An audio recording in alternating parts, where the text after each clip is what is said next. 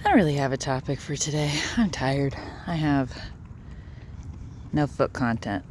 I have stop eating dirt, you little cow. Look at this little cow. She's got the spots and everything. All right. Can you seriously stop digging holes in the public park to eat dirt? Good Lord. Anyway, I was just at a local creative entrepreneur collaboration meeting and met with some local people and talked about things we can do to make money as artists and artisans and creative types. Why are you people like this? Give me 1 second. This is her punishment for me telling her to knock it off. But she was making a real big hole. This is a public space. This isn't our yard. Chester has found some bark to chew on, and Athena has found a place to sit. Okay. It's uncomfortably warm. Anyway. Yeah, trying to figure out how to make money in ways that doesn't kill my soul. That's kind of the vibe, right? How do you... Where are you going? She doesn't.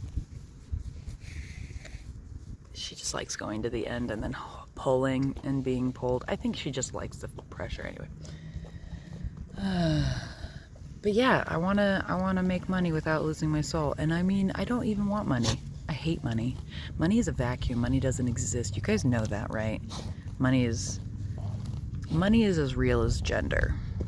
It definitely affects the way we engage in the world, but it's not actually like naturally, biologically a real thing. It's a social construct. It's a social agreement. And so money, look at this woman and this one. Look at them both. This isn't my life. This is my life of insanity. Please stop making the hole deeper. Stop. Thank you. Just find a different hole. Anyway. That's what she said. Anyway. But yeah, what was I saying? Oh yeah. Money doesn't exist. You guys know that, right? Money was invented. I could be wrong. I took ancient Chinese history in college, and it's been a long time, but from what I remember, him saying is that money was the oldest form of money is from there. They created coins that were don't sit on the poop bag. She's sitting on the poop bag. Good Lord. That they invented coinage to represent what their usual trade structure was. They would trade in things such as farm equipment. So you can find, and Google this, I'm not making this up, you can find ancient Chinese coins that look like plows and like hoes, the farming kind, and things like that. So it was only ever a placeholder for things that have value. Money has no value. You do know that, right? Money has no inherent value. Money is as valuable as the paper it's printed on or the metal it's coined in. And now that we don't hardly even engage in physical money, now it's literally nothing. It's just lines of code. So it's perfect. Money doesn't exist. Money has only ever served as a convenience for barter and trade. Okay? Like it's just a matter of being able to exchange fairly what I can provide for you for what you can provide for me. That's all money ever was supposed to be. Fuck me now. Today is September 5th? Hold on. Yeah. September 5th. I had to pull the calendar. September 5th, 2025. I predict that we will cease using money in like 50 years. I hope I'm still alive to see that. And I hope I'm right. I say 50 years as a blanket. I'm not using any particular statistical model or whatever. I just mean based on the trajectory of human change, there's no real way of knowing because we've started changing exponentially faster and faster as technology and communication grows. We change faster and faster. Look at this. Why does this keep happening? This is why we need a yard. 1 second. And so the system I intend to engage in is one in which I and local artisans and farmers and businesses and whoever begin to just work for each other. Because that's what my hashtag village economics thing is about. If you're not on Facebook, that's where I've started it, but I've been saying it for a while now. Hashtag Village Economics. It's just I just use it as a highlight for posts about getting back to our roots. I'm not trying to reinvent the wheel. I'm trying to bring us back to when we invented the wheel, where we used to be as a society. We didn't used to need money. We didn't need it. And now we use money as a crutch. And now we use money as control. And now people who have no value hoard money as if the money has the value to replace their lack of. And they are surviving and thriving on a system that requires money. If we cut out the money system ourselves, which I believe is the revolution, I believe we're already seeing it. It has begun, if you've been paying attention. If we cut out the financial exchange with those people, even though we are still exchanging money between each other, we're cutting out the corporations. Have you noticed all the articles in the last 10 years about how millennials are killing certain businesses? That's because millennials are taking, number one, we don't make enough money. We don't, because you kept it all. So we can't participate in your system anyway because you're keeping it from us. And so we've been forced to find workarounds. And what we're seeing is a big buildup in online small businesses. We can reach each other now. We don't need them to reach each other anymore. They can't keep us from each other because communication is open. Why do you think they go after things like TikTok? Because we can communicate with each other faster that way. And they don't like that we can get to each other without them getting in the way, because it's a subscription to life and we're refusing to pay now. So as we stop scratching yours, Mommy, I'll clean them when we get home. I forgot to clean them last night. That was my bad. I've been very tired and they've taken a lot of my emotional and mental and physical resources lately, so we're all a little tapped. But I just have started getting money for doing things that make sense. Teaching voice lessons, hosting karaoke parties, doing stuff with my band, trying to get that to happen more, and being in control of my own income, and I might be working with somebody who has their own company and help them doing stuff just kind of freelance, 1099 or whatever. And that way I'm in charge of my body and my time, and I get to choose when I do my labor. It's a much better way to do it, and it's much more to our species. It's only in the last couple hundred years that we've started selling our bodies and time. We've had our bodies co-opted through serfdom and slavery and things like that, but we haven't always had the ability to. No, what was I saying? Not the ability to. We haven't always had to, as free people, sell ourselves. We sold our products. That has changed. Now we are required to sell ourselves. I don't like it. It's led to, it's just neo-feudalism. It's just a new form of feudalistic structures. We're serfs again. That's why we don't have anything. That's why we can't buy property. They're making sure of it. Property is being hoarded by the nobility again, and it's super fucking obvious. And it's like the revolution is refusing to pay into their system, because this feudalistic system requires consumption, requires consumerism. They need us dependent on their services because the laws now prevent them from doing what they want legally. So they have to come up with other shitty ways, like state governments like Utah making it super fucking easy for corporations to buy all the properties so that regular people in the state of Utah, citizens of Utah, cannot afford, are completely priced out of housing. Again, September 5th, 2025. Look at the housing market compared to the average wages, and look at the height of poverty. And who does it affect the most? Women. Utah has the worst gender pay gap. of all 50 states. They just came out with another article, but they always do, because culturally, yeah, do women choose it if they're brainwashed into thinking there's only one option? I was in that culture. I was raised in a way that kept me from achieving things that I wanted to achieve. And even then, I still fought through it.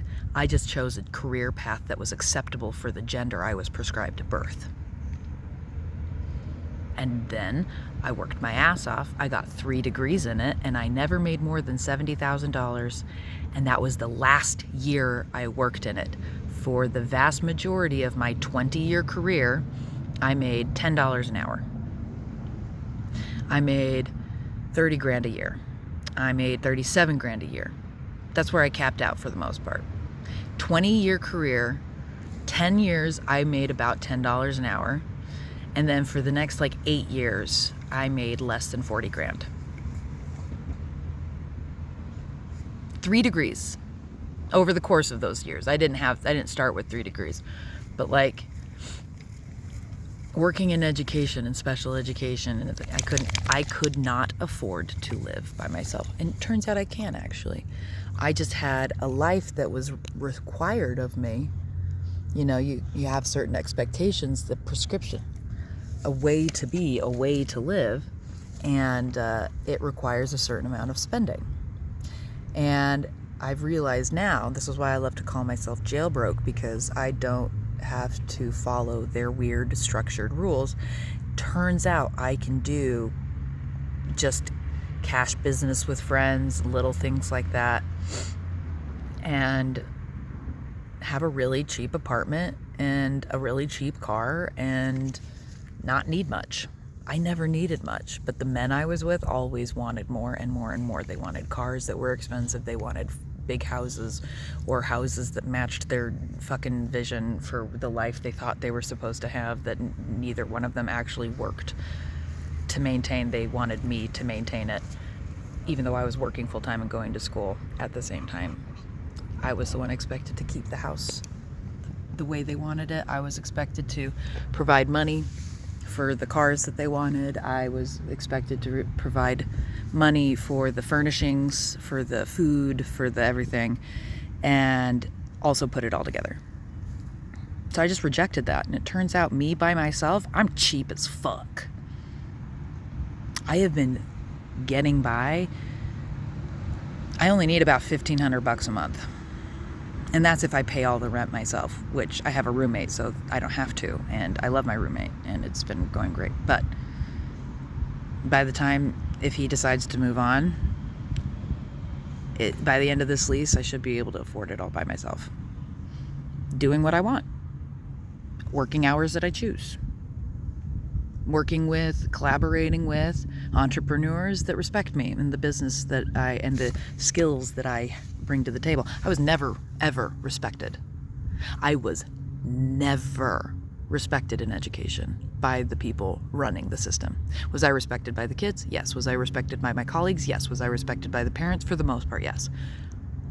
The only disrespect I got consistently from every school, and I worked in private schools, I worked in elementary school, I worked in public school, I worked in treatment, I worked at the college level, the most consistent disrespect came from administration, and it was in every school. Every single school disrespected me. Every single school. They do not respect education staff. They do not respect the skills that an educator brings. And then I get out of education and I start working with people who don't treat me like a teacher. They treat me like just a person who does stuff. And all of a sudden, I can value my own time. I can sell my time for $50 an hour. Because I get to set that value, and people are like, yeah, that makes sense. That's a good value for what you're talking about. In school, I never made more than, I capped out at about $34 an hour. If you take the salary and you break it down, because I worked to the clock because they didn't pay me to work outside of school. They didn't pay me enough to do work outside of school. They barely paid me enough for what I was doing. Let's be honest, they didn't pay me enough for what I was doing. They don't pay teachers what the value of their labor would be in a corporate sphere. Do you know how I know that? Because teachers who are quitting education, look this fucking up, I'm not making this up. Teachers who leave education are getting headhunted by corporations, even the FBI, and are getting offered salaries 2 to 3 to 4 times what they were making as a teacher for the same skills. Look it up. Pisses me off. So when I say education needs a fucking reboot, that's a huge fucking part of it. Why do you think people are complaining so much about the value, the ability of teachers now? The value of classroom education, it seems to be going down. Yeah, because they put 40 7th graders in a classroom together and expected me to teach them honors level Utah history. 40 12-year-olds.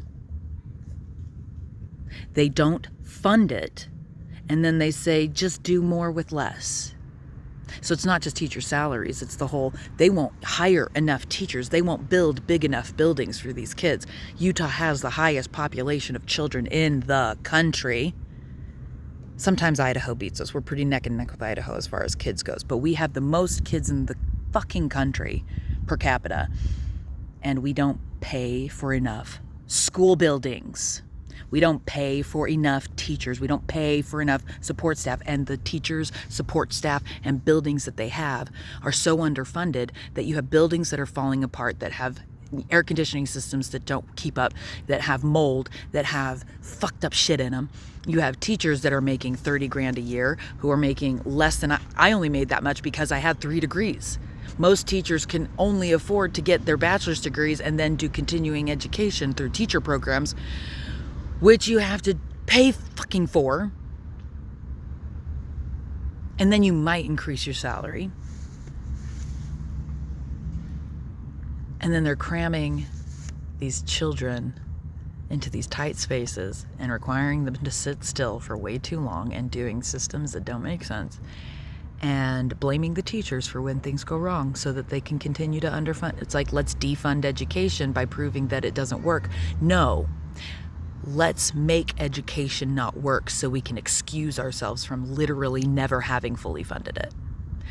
Remember IDEA? Remember the special ed laws? Remember ADA, the disability support laws? Remember the Title 8, the multiple language learner support laws? Remember those? That was federal laws that were supposed to be funding laws, as in you need to be providing money to support these marginalized and high support need groups.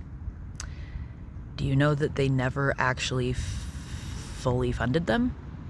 From their inception, they passed the laws. Look how pretty that is. Look at, we support our kids. Where was the fucking money? Money doesn't exist, but it does decide things. And they decided with money that education wasn't valuable if a person was not valuable to them. So they have defunded education so that the people they value less, people with poverty, people who are speaking other languages, people who are queer, people who are disabled. This is basic eugenics. Seriously, it's fucking eugenics. You know this, right?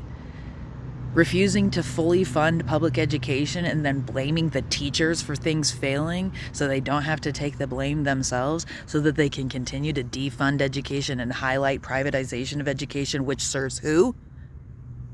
Only the empowered. And how are you empowered? Through money. So they're only going to be serving people with money. They're not going to have supports for people with disabilities. They're not going to have support for multiple language learners. We're going to eugenics kids out of education because money is more valuable than supporting our kids. Hoarding that money and not funding the programs that they promised they would by law, that was more important. Why do we allow this shit? Why do money anymore? Why is the education system failing? It is not the teacher's fault. It is the bureaucracy that refuses to fully fund it. Money is the problem. Money is not the root of all evil. Money doesn't exist. Money represents those people who do evil. That's it. You know how I know that? Because people like Dolly Parton exist. Because when I came into money, I spent it freely on people who needed it and not just myself, even though I also needed it. Money is not the poison. The poison takes the money and then hoards it and says money has all the value and you have to go with this because we've created a system that's completely dependent on money so that you become completely dependent on us. I'm so fucking done with money. Aren't you? Chester agrees. He's also so fucking done with money. Anyway, so it was a conversation that about nothing that turned into why money sucks. So I hope you enjoyed that. You guys ready to go home? Yeah, I think it's a good time to go home. I need some breakfast. I'm hangry.